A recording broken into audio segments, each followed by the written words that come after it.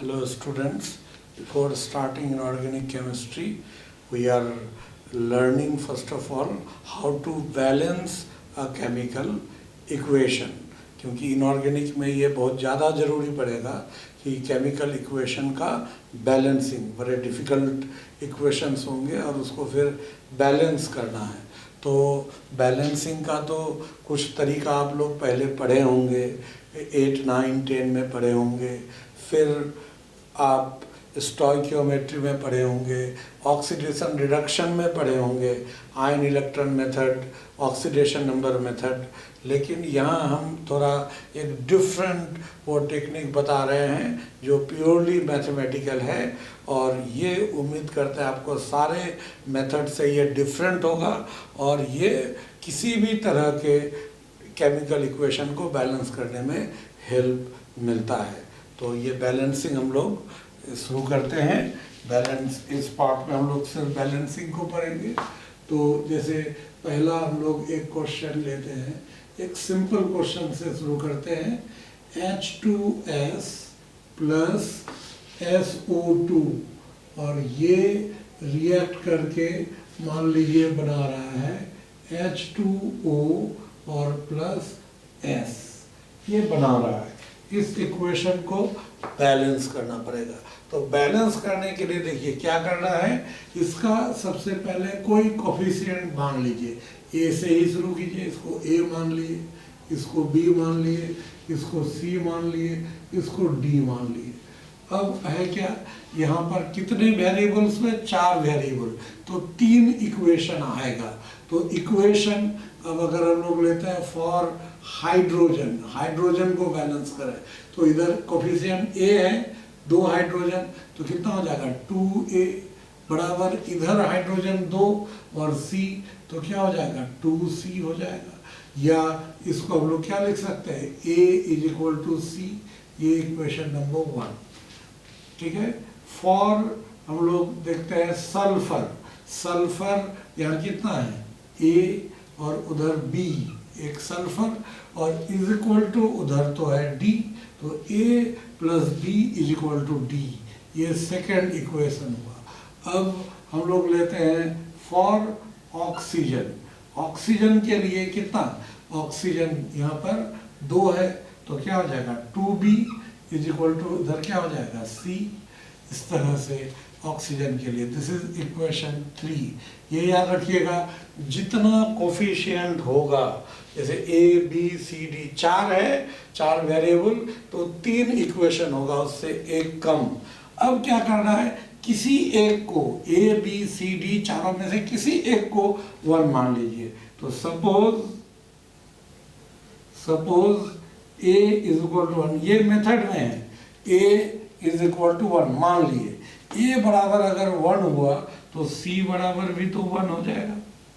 यहाँ पर जो जो लिया गया है उसको अलग से लिख लीजिए, A B C और D जो कोफिशिएंट है यहाँ लिख लिए। तो A को कितना माने 1, तो C कितना आया 1, ये इधर वैल्यू। अब देखिए C अगर 1 है तो फ्रॉम हम लोग 3 से क्या लिखेंगे, यहाँ 2B = C, तो 2B = 1, तो B = कितना हो जाएगा 1/2, तो B का वैल्यू कितना हो जाएगा 1/2 आ गया।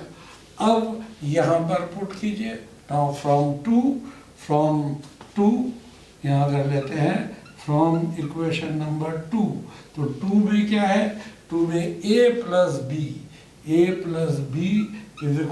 D, तो A का वैल्यू कितना 1, B का वैल्यू 1/2 बराबर D, तो D कितना हो जाएगा 3/2, ये 3/2 हो गया।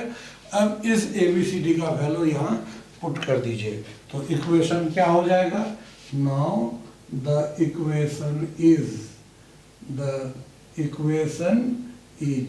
क्या हो जाएगा, AH2S, A बराबर 1, तो सीधा 1H2S प्लस B यानी हाफ SO2, इससे क्या हो जाएगा, फिर CH2O, C तो 1 है, H2O प्लस क्या हो जाएगा DS, D का वैल्यू 3/2S। ये आप लोग जानते ही होंगे कि जो कोफिशिएंट है कभी फ्रैक्शनल नहीं हो सकता है, हमेशा इंटीग्रल होना चाहिए। तो इंटीजर में कन्वर्ट कर दीजिए तो सबको 2 से मल्टीप्लाई कर दीजिए। तो 2 से मल्टीप्लाई तो 2H2S प्लस SO2, इधर क्या हो जाएगा, यहाँ पर 2H2O प्लस कितना हो जाएगा 3S। ये हो जाएगा बैलेंस्ड इक्वेशन। अब यहाँ पर देखिए, एक बार चेक कर लीजिए, 2 गुणा 2 4 हाइड्रोजन, यहाँ 4 हाइड्रोजन, सल्फर यहाँ 2 और 1 3, और ऑक्सीजन 2 ऑक्सीजन 2, ये बैलेंस हो गया। इस तरह से यहाँ पर देखिए पूरा मैथमेटिकल है, यहाँ एटम को बार बार बैलेंस करना नहीं पड़ा, यहाँ सीधा ABCD ये इक्वेशन, इससे हम लोग सॉल्व कर लिए। ये जो इक्वेशन बना है और मैथमेटिकली इस तरह से सॉल्व कर लिए। हम लोग नेक्स्ट एग्जांपल देखते हैं।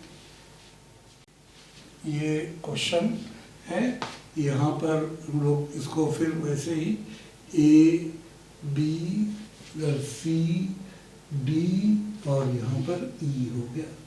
यहाँ पर हो जाएगा 5 वेरिएबल, इसलिए 5 का यहाँ पर वैल्यू यानी A B C D E 5 variable, इन पांचों का वैल्यू हम लोग को चाहिए, अलग से यहाँ लिख देते हैं। अब देखिए यहाँ इक्वेशन 4 इक्वेशन आएगा, तो फॉर हाइड्रोजन क्या होगा, यहाँ पे A प्लस उधर 2B, इधर हाइड्रोजन कहाँ है, ये दोनों में, तो 2D और प्लस 2E हो जाएगा, क्योंकि 2E हाइड्रोजन है। ये इक्वेशन नंबर 1 हो गया। फॉर नाइट्रोजन, H के बाद N है, नाइट्रोजन के लिए यहाँ पर हो जाएगा A बराबर, इधर नाइट्रोजन केवल इसमें है तो C, this is equation number 2। फिर हम लोग लेते हैं फॉर ऑक्सीजन, तो ऑक्सीजन के लिए इधर कितना हो जाएगा 3A इज इक्वल टू इधर oxygen C plus 4D plus E हो जाएगा। ये इक्वेशन नंबर 3 हो गया। फिर अगर ऑक्सीजन के बाद बचा कौन, हाइड्रोजन तो हो ही गया है, अब बचा सल्फर, तो सल्फर के लिए B हो जाएगा, B इज इक्वल टू उधर हो जाएगा D। This is equation number 4। मैंने बताया था 5 वेरिएबल है, 4 इक्वेशन। चलिए यहाँ किसी एक को मान लीजिए 1, तो फिर A को ही मान लेते हैं कि suppose A is equal to 1, A अगर 1 होगा, A1, तो C क्या हो जाएगा, C भी 1 हो जाएगा, A बराबर C। अब C 1 हो गया, तो यहाँ पर suppose A is equal to 1, तो फ्रॉम इक्वेशन 1 में देखिए क्या हो जाएगा, A के जगह हम लोग 1 पुट करेंगे, 1 प्लस 2B बराबर क्या हो जाएगा 2D, तो 2D, D के जगह B है, D बराबर B, तो 2D के जगह 2B लिख सकते हैं, और प्लस 2E। अब बताइए 2B कैंसल, तो क्या हो जाएगा 2E इज इक्वल टू 1, तो E इज इक्वल टू 1/2, तो देखिए यहाँ E इज इक्वल टू 1/2 आ गया। अब E इज इक्वल टू 1/2 आ गया, तो फिर इक्वेशन 3 से लीजिए, तो फ्रॉम 3, इक्वेशन 3 क्या हो जाएगा 3A का वैल्यू तो 1 बराबर C, A बराबर C 1, यहाँ हो जाएगा प्लस 4D, तो D तो हम लोग ऐसे लिए, और 4D और प्लस क्या हो जाएगा E के जगह 1/2 हो गया, तो क्या होना चाहिए यहाँ पर 3 माइनस 1, तो यहाँ 4D is equal to 2 minus 1/2, that is 3/2 हो जाएगा, तो D इज इक्वल टू 3/8 हो जाएगा। तो यहाँ पर D इज इक्वल टू 3/8 हो जाएगा। अगर D 3/8, तो D बराबर B, तो B भी क्या हो जाएगा 3/8। ये आ गया सबका वैल्यू। अब इसको हम पुट कर दीजिए, इक्वेशन बैलेंस हो गया। तो यहाँ क्या हो जाएगा A, देन अब क्या हो जाएगा HNO3 प्लस B यानी 3/8 H2S ये हो जाएगा, और एरो इधर C का वैल्यू 1 तो NO हो जाएगा, प्लस D का वैल्यू 3/8 H2SO4 हो जाएगा, फिर E का वैल्यू 1/2 तो 1/2 H2O हो जाएगा। अब देखिए ये तो फ्रैक्शनल है, तो फ्रैक्शन को तो इंटीजर में लाना होगा, तो इंटीजर में लाने के लिए 8 से सबको मल्टीप्लाई कर दीजिए, तो क्या हो जाएगा 8HNO3 प्लस क्या हो जाएगा, यहाँ तो 3 बच जाएगा, 3H2S इधर क्या हो जाएगा 8NO हो जाएगा, प्लस यहाँ 3H2SO4 हो जाएगा, फिर इसको 8 से मल्टीप्लाई करेंगे तो 4H2O हो जाएगा। यहाँ पर पूरे को 8 से मल्टीप्लाई कर दिए तो क्या हो जाएगा, अब देखिए बैलेंस ये हो गया, तो 8 हाइड्रोजन यहाँ 6, 14 हाइड्रोजन इधर कितना हो जाएगा 3 2 6 और 4 2 जाएगा 14 hydrogen, nitrogen 8, nitrogen 8, oxygen 8 3 24, oxygen 4 12, 4 16 और 8 24 हो गया। उसके बाद सल्फर या 3, सल्फर 3, ये बैलेंस हो गया। इस तरह से देखिए यहाँ पर भी हम लोग को ABCD मानकर ये मैथमेटिकली इसको बैलेंस कर लिए। फिर अगला क्वेश्चन हम लोग देखते हैं, इस इक्वेशन को लेते हैं, यहाँ A, B, C और D। अब इसको तो यहाँ पर 4 वेरिएबल यानी 3 इक्वेशन आएगा, A, B, C और D, इन सब का वैल्यू यहाँ निकालेंगे। तो फॉर कार्बन क्या हो जाएगा 2A इज इक्वल टू इधर C हो जाएगा इक्वेशन 1। फॉर हाइड्रोजन क्या हो जाएगा, इधर 6 हाइड्रोजन है, 6A इज इक्वल टू उधर 2D, ये हो जाएगा 2D इक्वेशन 2। फिर अब लेते हैं फॉर ऑक्सीजन, ऑक्सीजन के लिए इधर कितना हो जाएगा A plus 2B is equal to 2C plus D, ये हो जाएगा, ये इक्वेशन नंबर 3। 4 वेरिएबल है इसलिए 3 इक्वेशन। तो if A is equal to 1, तो A को हम लोग मान लिए 1। A अगर 1 है तो अब बताइए C क्या होगा, C तो 2 हो जाएगा, C2। और देखिए यहाँ A 1 है तो 6, 2D बराबर 6 तो D बराबर 3 हो जाएगा। अब 3 हो गया तो अब हम लोग इस सब का वैल्यू हम लोग फ्रॉम इक्वेशन 3 में पुट करते हैं, तो क्या हो जाएगा A के जगह 1 plus 2B is equal to 2C का वैल्यू 2 प्लस D 3, तो कितना हो जाएगा इधर 2B इज इक्वल टू 4 और 3 7, 7 माइनस इधर 1 चला जाएगा 6, तो B इज इक्वल टू 3, तो B का वैल्यू हो जाएगा 3। तो इक्वेशन क्या हो जाएगा, इस तरह से लिख सकते हैं, so the equation, the balanced equation is balanced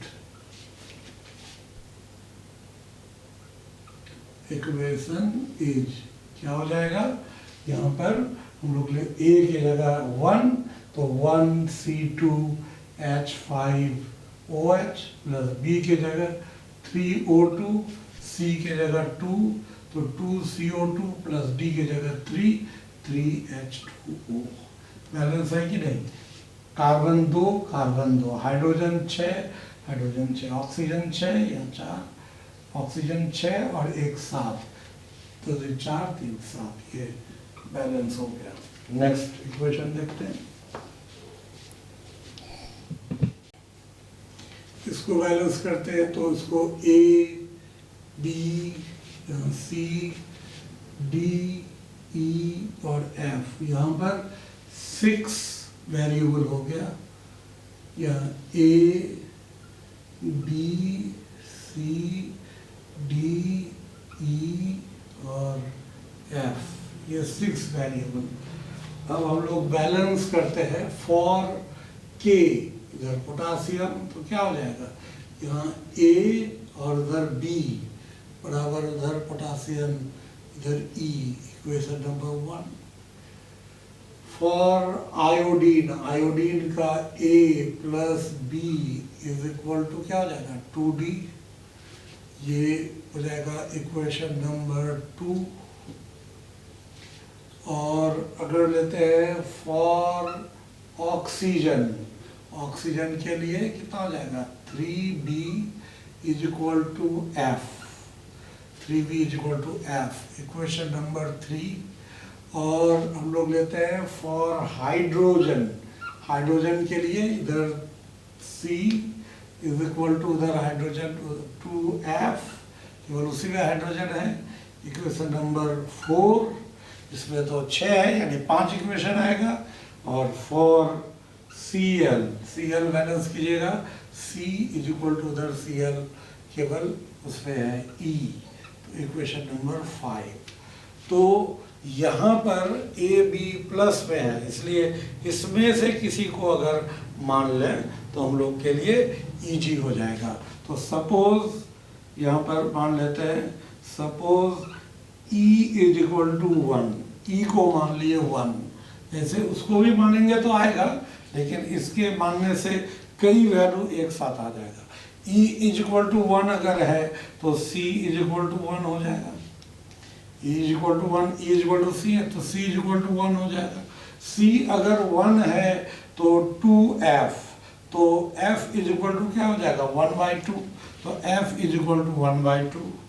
तो यहाँ पर इस जगह C1 हो गया, तो फ्रॉम ये जो 4 इक्वेशन लेंगे C1 is equal to 2F, तो F इज इक्वल टू 1/2 आ गया। अब F अगर 1/2 है तो फ्रॉम इक्वेशन 4, इक्वेशन 3 मान लीजिए 3, ये तीसरा इक्वेशन, तो क्या हो जाएगा 3B is equal to F, F is equal to 1/2, तो B इज इक्वल टू कितना हो जाएगा 1/6, तो B का वैल्यू आ जाएगा 1/6। अब B का वैल्यू अगर 1/6 हो गया तो फिर हम लोग लेते हैं फ्रॉम इक्वेशन 1, A नहीं पता, A प्लस B का value 1/6 is equal to E का वैल्यू 1, तो A इज इक्वल टू कितना 1 माइनस 1/6 दैट इज 5/6, तो A का वैल्यू कितना हो जाएगा 5/6। अब देखिए केवल बचा D, अब D का वैल्यू पुट करते हैं फ्रॉम D तो केवल सेकेंड इक्वेशन में है, तो फ्रॉम इक्वेशन 2 क्या कीजिए A का वैल्यू निकाल चुके हैं 5/6 प्लस B का वैल्यू निकाल चुके हैं 1/6 इज इक्वल टू क्या हो जाएगा ये 2D, तो 5/6 1/6 ये तो 1 हो जाएगा, 1 इज इक्वल टू 2D, तो D इज इक्वल टू कितना हो जाएगा 1/2, तो D का वैल्यू हो जाएगा 1/2।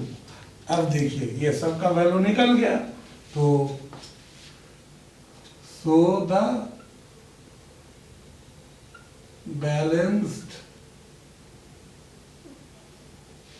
balanced equation is क्या हो जाएगा A का value 5/6 KI plus B 1/6 KiO3 plus C हुआ 1 यानी HCl is equal to D 1/2 I2 हो जाएगा, और प्लस E बराबर 1 KCl प्लस F 1/2 H2O ये हो जाएगा। अब इसको सबको यहाँ चूँकि नीचे 6 है, सबको 6 से मल्टीप्लाई करें, तो 6 से मल्टीप्लाई करेंगे इसको, ये फ्रैक्शन को हटाने के लिए 6 से मल्टीप्लाई करेंगे तो यह 5KI प्लस यहाँ केवल KiO3 हो जाएगा, 6 से मल्टीप्लाई करेंगे यहाँ 6HCl हो जाएगा, यहाँ 6 से मल्टीप्लाई करेंगे तो 3I2 हो जाएगा, प्लस यहाँ 6KCl हो जाएगा, और प्लस यहाँ 3H2O हो जाएगा। अब ये हो जाएगा 3। अब इसको बैलेंस करते हैं, देखते हैं बैलेंस है कि नहीं। तो 5K और K, पोटासियम 6 या 6 पोटासियम, आयोडीन 5 और 1 6, तो 6 आयोडीन, ऑक्सीजन 3, ऑक्सीजन यहाँ है 3, 6 हाइड्रोजन, हाइड्रोजन 3 दूनी 6, Cl 6 Cl, ये इक्वेशन बैलेंस हो गया। इस तरह से देखिए यहाँ पर काफ़ी इजीली इक्वेशन बैलेंस हो रहा है, ना तो ऑक्सीडेशन नंबर चाहिए, ना पार्शियल इक्वेशन मेथड चाहिए, और ना ही यहाँ आयन में तोड़ने की ज़रूरत है। इसको A उसी तरह से यहाँ पर B, ये C, D और E, तो 5 वेरिएबल आ गया है, यानी 4 इक्वेशन होगा यहाँ A, B, C, D, E। यहाँ पर अब देखिए फॉर फॉस्फोरस, फॉस्फोरस के लिए क्या आ जाएगा 4A, उधर क्या आ जाएगा फॉस्फोरस D वाले में, D equation number 1। For hydrogen, इधर तो B बराबर उधर हाइड्रोजन कितना 3D प्लस 2E हो जाएगा। और फॉर यहाँ नाइट्रोजन, नाइट्रोजन के लिए क्या हो जाएगा B इज इक्वल टू उधर C ही है। ये तीसरा फॉर नाइट्रोजन के बाद ऑक्सीजन, तो ऑक्सीजन के लिए क्या होगा 3B इज इक्वल टू इधर ऑक्सीजन 2C उधर 4D plus E, equation number 4। यहाँ पर किसी को, तो अब किसी को 1 मान लेते हैं, तो सपोज हम लोग यहाँ पर A बराबर 1, A को 1 मान लिए, A अगर 1 होगा तो D कितना हो जाएगा, D यहाँ हो जाएगा 4, ये तो सीधा हम लोग लिख सकते हैं।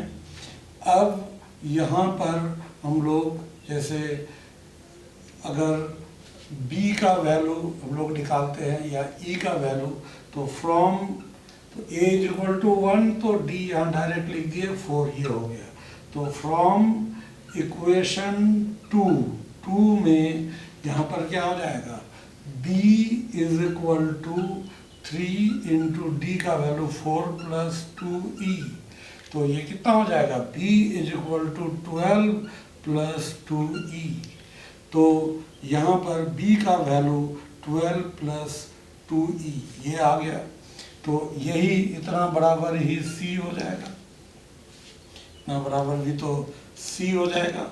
अब फ्रॉम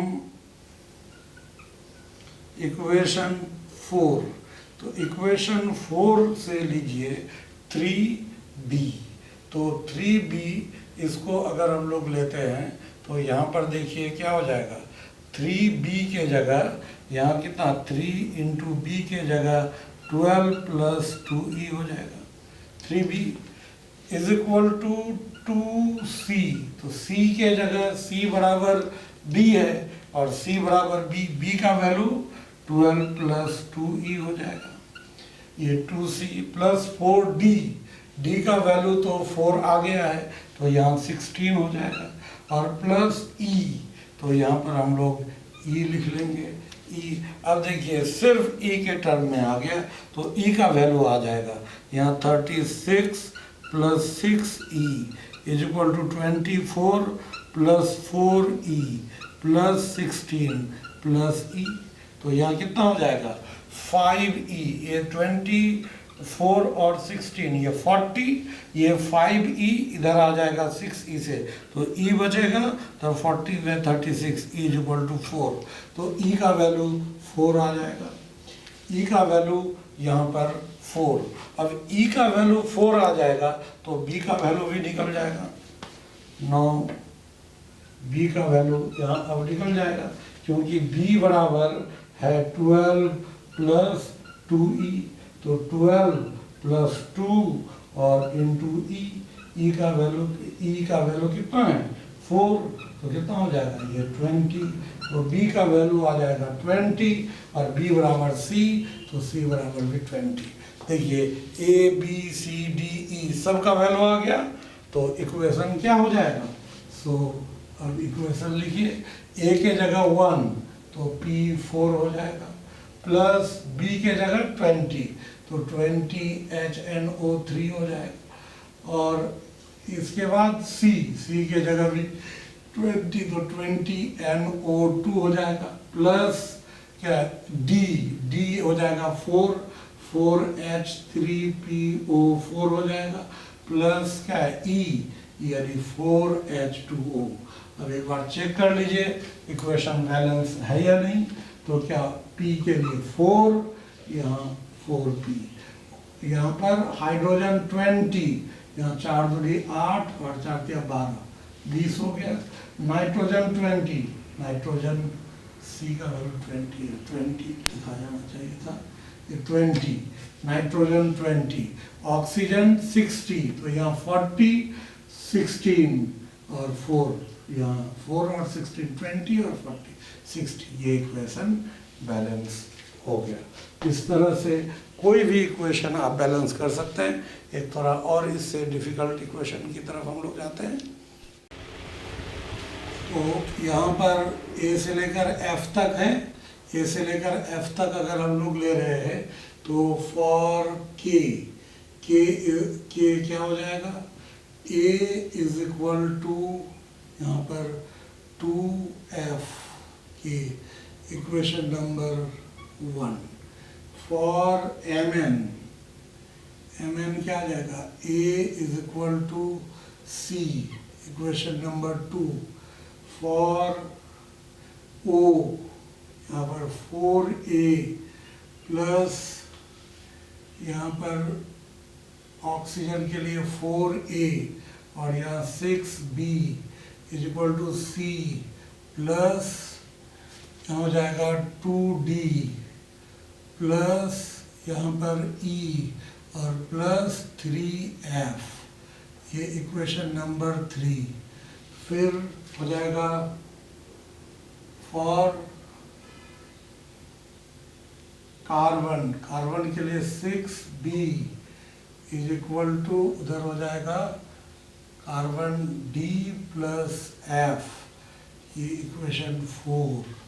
फिर फॉर हाइड्रोजन के लिए क्या हो जाएगा, हाइड्रोजन के लिए यहाँ पर हम लोग ले सकते हैं हाइड्रोजन, यहाँ 12B इज इक्वल टू, उधर हाइड्रोजन हो जाएगा 2E, ये 2E हो जाएगा इक्वेशन, ये 5, ये 5 इक्वेशन हो जाएगा। तो यहाँ पर इसको अब हम लोग यहाँ अगर देखते हैं तो इस जगह A, B, C, D, E और F, इसका वैल्यू हम लोग को चाहिए। तो A को अगर मान लेते हैं if A is equal to 1, A का वैल्यू 1, तो F का वैल्यू 1/2, C का वैल्यू 1, तो यानी A 1, C का वैल्यू 1, F का वैल्यू 1/2। अब हम लोग यहाँ पर लेते हैं फ्रॉम इक्वेशन 3, फ्रॉम 3 इक्वेशन में 4A का value 1 plus 6B is equal to C का वैल्यू 1 प्लस क्या हो जाएगा 2D, ये 2D हम लोग लिखते हैं, और प्लस E, देखिए 2E बराबर 12B, तो E बराबर 6B, तो यहाँ 6B कर दिए, और प्लस 3 इंटू F 1/2, तो ये 6B कैंसिल, तो यहाँ कितना हो जाएगा 3/2, और इधर 1 इधर ले आए तो 3 is equal to 2D plus 3/2, तो 2D इज इक्वल टू कितना हो जाएगा 3 माइनस 3/2, दैट इज 3/2, तो D का वैल्यू हो जाएगा 3/4, D का वैल्यू 3/4, तो D का वैल्यू हो जाएगा 3/4। तो D जब निकल गया, अब हम लोग यहाँ पर लेते हैं ये D का वैल्यू अगर निकल जाता है तो फिर फ्रॉम इक्वेशन 4 इक्वेशन 4 में 6B is equal to D का वैल्यू 3/4 प्लस F का वैल्यू 1/2, तो कितना हो जाएगा यहाँ 6B इज इक्वल टू 4, यहाँ 3 टू ये 5/4, तो यहाँ b इज इक्वल टू 5/24, तो b का वैल्यू 5/24 हो गया। अब फिर यहाँ from equation 5 12b is equal to 2e, या हम लोग लिख सकते हैं e is equal to 6b, तो e is equal to 6 into b का वैल्यू 5/24, 5/6 यहाँ 4, तो ये हो जाएगा 5/4, तो e का वैल्यू 5/4 ये हो जाएगा। अब यहाँ पर देखिए a का वैल्यू निकल गया, b c d e f ये सब का वैल्यू मिल गया। अब हम लोग ये सभी का वैल्यू इस तरह से हम लोग फाइंड कर लिए, अब उसको यहाँ पुट कर देंगे। तो a b c d ये वैल्यू यहाँ तो हम लोग निकाल चुके हैं, तो इस जगह इसको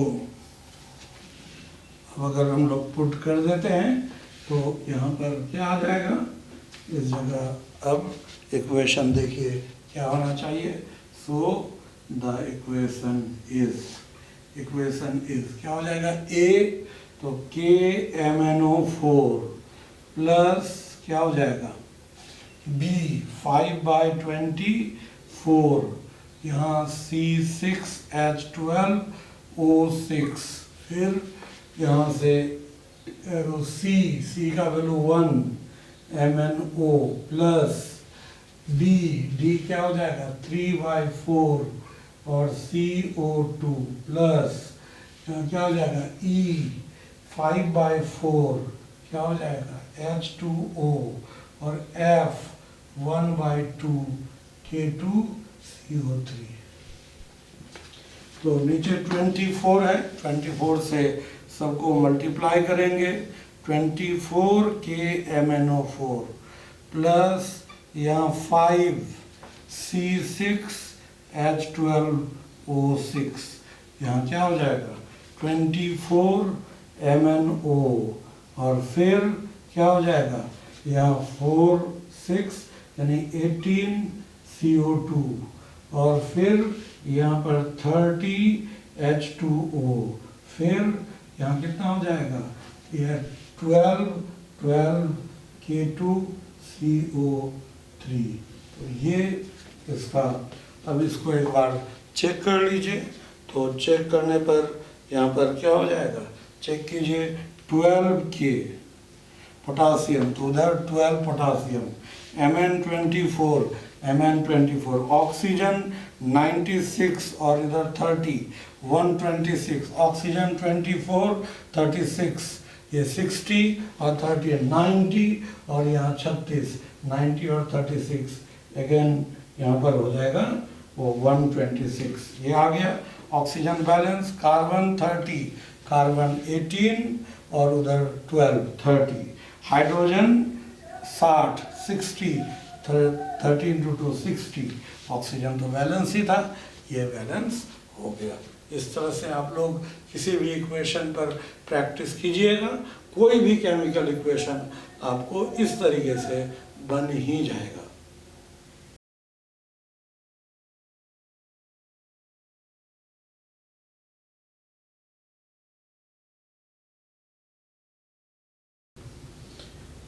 स्टूडेंट्स, इनऑर्गेनिक के आगे के वीडियो के लिए इस चैनल पे आप लोग जाएं, वहाँ इनऑर्गेनिक के बाकी वीडियोस सिस्टमेटिकली आप लोग को मिलेंगे।